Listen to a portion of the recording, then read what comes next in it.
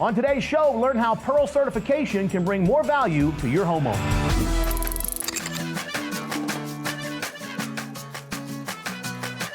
Now, today we have another special segment from Drew Cameron and Pearl Certification. This month, we launch our new course with Pearl Certification, and as usual, we like to give out a little taste of the content for free. Hi, and welcome to the EJA Contractor University studio. I am Drew Cameron with Flow Odyssey, and I'm going to be your host today for this fantastic session regarding the Inflation Reduction Act. And I am joined in the studio today by CEO and co-founder of Pearl Certification, Cynthia Adams. Welcome to the studio. Thanks so much, Drew. It's a pleasure to be here today. Great. I'm super excited for this content. I think this is something that is going to be super exciting for our members and the industry as well as for all the customers. So why don't you take us through what you got on the Inflation Reduction Act? Awesome. Happy to do it. Welcome, everyone, and thank you for giving us your time today to learn more about the Inflation Reduction Act and how it can impact your business.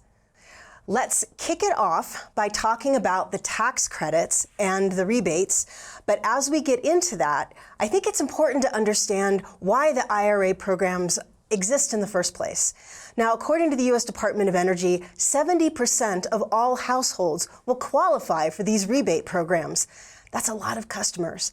And these rebates and tax credits are going to make high-performance homeownership much more affordable by providing ways for your customers to save a lot of money on high-efficiency installations. The scale of the Inflation Reduction Act will organically drive demand for high-performing homes, and the states themselves will be doing a lot of marketing for these programs. You are going to benefit from that. In addition, the third-party certification associated with these particular homes rebates are going to drive a level of engagement from your customers around their home's equity that most companies have not been able to access before. In fact, we're going to talk more about a market transformation plan that states are required to submit, and this plan also calls out the importance of the connection between the work you do and the home's higher equity value. So let's dive into the efficiency tax credits, which went into effect January 1st of 2023. There are limits that apply to this tax credit. Heat pumps have a $2,000 limit, and all of the other types of improvements have a combined $1,200 limit. $3,200 is the total limit for the year. Now remember, tax credits are different from rebates. Your customer has to have tax liability before they can take advantage of these tax credits. But if they have tax liability, then there's a lot of great savings that are available to them here.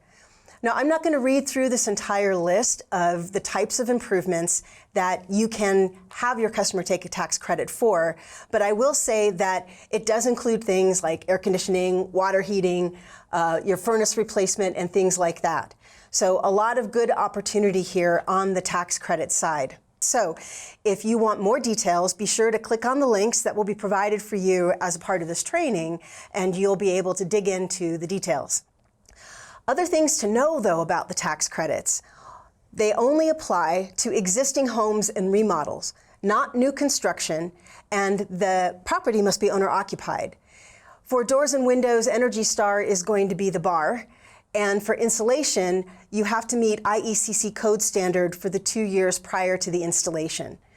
There's a database for you at the ahrinet.org website. And again, I've included a link in here that tells you what particular equipment qualifies according to the CEE standard, which all equipment installs must meet or exceed. For oil furnaces and hot water boilers, again, Energy Star is your threshold. And for electrical panels, it must meet NEC and be 200 amps or more in that replacement. Okay, a couple of other bits of miscellaneous information on these tax credits.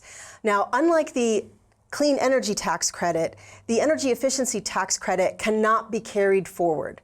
What this means is your customer can take advantage of that tax credit for that calendar year's taxes as much as they are eligible for given their tax liability. If they're eligible for more than their tax liability in that year, they just lose it, basically. You can't carry it forward into a subsequent tax year. And it's important for your customer to understand when we get to the rebate programs that the way they will work is the rebate will be on the amount of the installation after the tax credit has been applied. So I'm going to keep moving forward on the rebate side and tax credits and the linkage there. You will be able, as a homeowner, to take advantage of both the tax credit and a particular rebate. Again, we're going to talk more about those in a moment. They can be combined. So that is important and good news. And another thing to keep in mind is what you as a contractor need to be sure that you're providing the homeowner so that they will have all the necessary documentation when it comes time to submit their tax forms. So they're going to need documentation for the particular performance to show that it meets the requirements for that piece of equipment or that type of installation. They'll need to have the date that it was installed, and they'll need to have the amount of the invoice. These are all important pieces of information needed for that tax credit.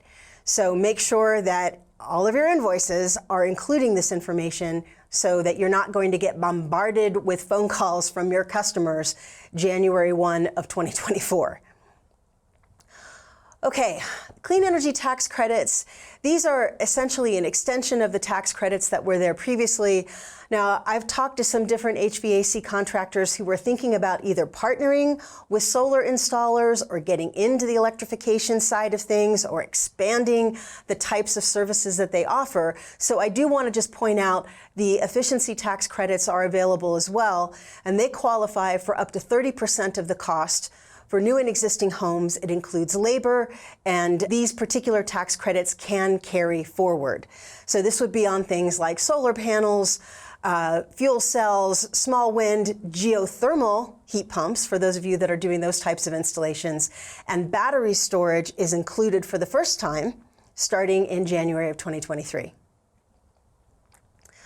So moving on to the electrification rebates, $4.5 billion of federal rebate money available for this particular program. This program really targets low income and moderate income households. There is an income qualification to even take advantage of the rebate program. But the particular types of rebates are pretty rich, and they apply per installation. So, for example, up to $8,000 for heat pumps are available in this particular rebate program. $1,750 for a heat pump water heater. There are additional rebates available for the electrification upgrades that many of these older homes will need in order to put in a heat pump in the first place. And the income level that these rebates focus on is between 80% and 150% of area median income is required to access it. Now, if your customer has less than 80% area median income for their particular income, then they have an even greater amount of rebate that they can take. So in that instance, they can get up to 50% of the cost. And really, it's up to the states to decide if they'll allow even up to 100% of the equipment install cost for those customers that are below 80% area median income. So to recap here, income requirements, the electrification rebates are really focused on low and moderate income households. Hi, I'm Daryl Yashinsky. Hey, I'm Bob Larkin. Many of our contractors meet with us monthly, and you, chances are, have met with us monthly. We found that members have deeper and greater needs. So we came up with Next Level Coaching, which is we meet a lot more often, and there is accountability to deal with some of the issues of money, growth, finding employees, having an exit strategy to get off this roller coaster. These are the issues that contractors want answers to, and we can provide those answers in Next Level Coaching. When you join Next Level Coaching, you're going to find solutions that are easy to implement and logical. Most importantly, we hold you accountable to specifics. We're going to meet twice a month and have specific to-dos. And with those specific to-dos, we're going to discuss and dive into your financials in a very granular way. You're going to have a clear budget. We'll be able to establish pricing. We're going to help you create leadership programs that build your people. We're going to help you find people. You may think of differing ways to engage employees that will keep them more involved by joining Next Level Coaching. So if you're interested in making more money, growing your company, finding good employees, and developing an exit strategy, give Dale and I a call. We'd be happy to talk to you about next level coaching. And we're going to see you on the next level. Okay, moving on to the homes rebate. The homes rebate is really a whole house rebate program. It applies to single and multifamily structures, and states are required to allocate 40% of this rebate program to low income if they are focused on single family, and if the states are focused on multifamily or some combination of the two. On the multifamily side, they have to allocate 10% of those funds to low income. But they've created an extra incentive as well for contractors to focus on low income customers, $200 per household to complete the work in a low income home. Now, there's no income requirement for the homes rebate, unlike electrification. But again, the programs are really meant to lean into helping these lower income households make these sorts of improvements. So the rebates can be 2 times for those customers that are below 80% of area median income. And the threshold requirement in order to get these rebates is really around the level of projected savings. So in order to get any rebate at all, you have to have at least 20% projected energy savings. And that is for the modeled approach. There is another approach for homes rebates called the measured approach, where the aggregator or the contractor would have to document energy savings 12 months post-install. And that particular threshold is 15% projected energy savings. Here's what the rebate amounts are. It's $2,000 for 20% projected savings, or 15% if you're doing the measured approach, and it's $4,000 if the particular package of installation you're doing gets above 35% modeled savings. And that can go up to 50% of the project cost as well. Now, a couple of tricky things about this particular rebate program. One of them is that the modeling software used to create these projected energy savings has to be BPI 2400 compliant. What this means is that the contractor has to do a calibration of the projected energy savings compared to the actual energy usage in the house. This is meant to ensure that we don't have modeling software that is blowing up projected savings and kind of gaming the system. It's meant to ensure that the savings will be real because the model tracks to actual energy usage. And that's the heart of the BPI 2400 compliance. So you will have to get 12 months of energy bills from your customer, and that software will then use that information to calibrate the model. The other thing about the homes rebate program is that it has to meet BPI 1200 standard for the assessment that's done. And the BPI 1200 standard does require a blower door test as a part of that assessment. The other thing about BPI 1200 is that at the time you do the work, if you are doing work that removes or replaces any type of gas-fired equipment, you will have to do a combustion safety test to ensure that there's no CO backdrafting into the house and endangering your customer. The other thing about the homes rebate is that it has a community benefits plan requirement for the states. And what this means is that the state will have to engage interested contractors and get their feedback on how that rebate program is set up. They will also have to get contractor feedback on training and workforce development, because there are grants out there that states can take advantage of to help give you a better workforce to do these types of improvements, particularly around the home energy assessments. And one other thing to note is that this particular program requires a third-party certification to even be able to access the rebate. Okay, I'm going to talk a quick moment about the requirement for the third-party certification, but before I get there, I just want to take a pause and a deep breath, because that's a lot of information.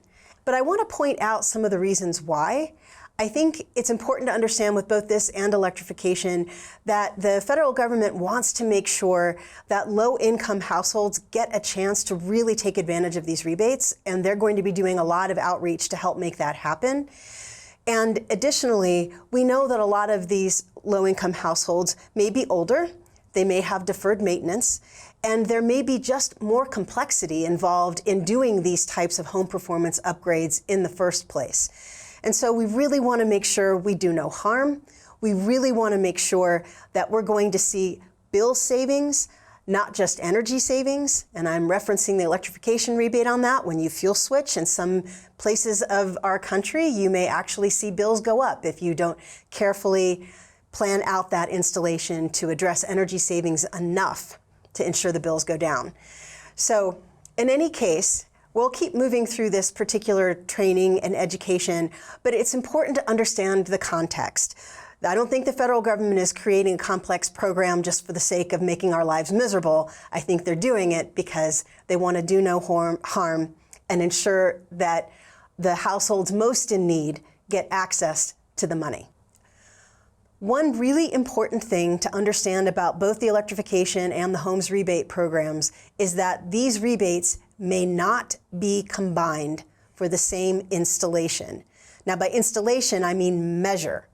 You could, in fact, do a whole house envelope upgrade and qualify for the homes rebate, and then also qualify for a heat pump rebate under electrification. The key here being the same measure cannot double dip into these rebate programs. And reminder, the tax credits can be combined for the same measure or the same installation with a rebate program. Okay, let's talk a little bit about this certification because it does tie into the DOE's requirement that states submit a market transformation plan within 1 year of putting their program plan in. Now, the goal here really is to ensure that homes which have spent money on putting higher performing features into them are accurately valued at refinance or resale. And the point here is really we're trying to move the needle in the real estate transaction so that high-performing homes are no longer on the fringe, but they become something that's normal and average, that everyone looks for and that everyone can find. So the third-party certification will provide the data that real estate agents need to accurately price the house and market the house at a point down the road, and they will help that homeowner get fair market value for their home that costs less to own and operate, has better indoor air quality, and is more comfortable. In other words, that truly is a superior home over one that hasn't made these types of upgrades. And this is what is known as market transformation. And this is already happening in our market today. The respected statistical firm Zonda has documented that HVAC electrification conversions are showing 103% benefit to the homeowner in terms of their costs recouped. This is actually a home improvement that is literally adding value at a greater amount than the cost to do the improvements themselves. And I have a nifty chart here that I've shared on a slide that shows you this information from Zonda. Okay, that wraps up what the Inflation Reduction Act is. And next in the series, we're going to move into how you prepare for the Inflation Reduction Act. Drew, over to you. Sounds good. It's a lot of information, I know, as Cynthia mentioned in there, to take advantage of and consume. And obviously, you know, we are in the industry. It's going to be tough for our consumers to understand what that is. But that's where there's a unique opportunity for you to become a leader in your marketplace as the contractor who embraces this, simplifies it, makes sure it's explainable to your team as well as to the consumers. And then that way you can maximize the opportunity for your business as well as for your consumers. So we'll get at it in the next video where we're going to talk about how to bring this into your business. Until next time. Awesome content right there from Mr. Drew Cameron as usual. Be sure to share this on Facebook, and if that's where you're watching this, we'll see you next week. Bye-bye for now.